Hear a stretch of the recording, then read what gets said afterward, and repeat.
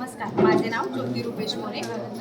मी दुदुस्करवाडी आणि दुदुस्करवाडीला आहे आणि केंद्र शाळा महिगाव मधून आहे. तर प्रधानमंत्री पोषण शक्ती निर्माण योजना या अंतर्गत आंतरराष्ट्रीय पौष्टिक तृणधान्य वर्ष या स्पर्धेमध्ये मी भाग आहे आणि हे आहे ज्वारी पिठाचे लाडू.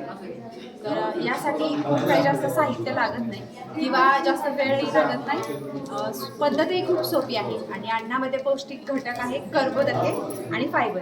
कर्बोदके ऊर्जा गरज पूर्तता करतात आणि फायबर आहेत ते पचायला हलके असतात आणि अन्नपदार्थ बनवण्याची पद्धत ही सोपी आहे. साहित्य आहे यामध्ये ज्वारीचं पीठ आणि ज्वारी पिठाचा 3रा भाग रवा आहे आणि दूध आहे, तूप आहे आणि ड्रायफ्रुट्स वगैरे आपल्या आवडीप्रमाणे जर हवे असतील तर टाकू शकतो, नको असेल तर नाही.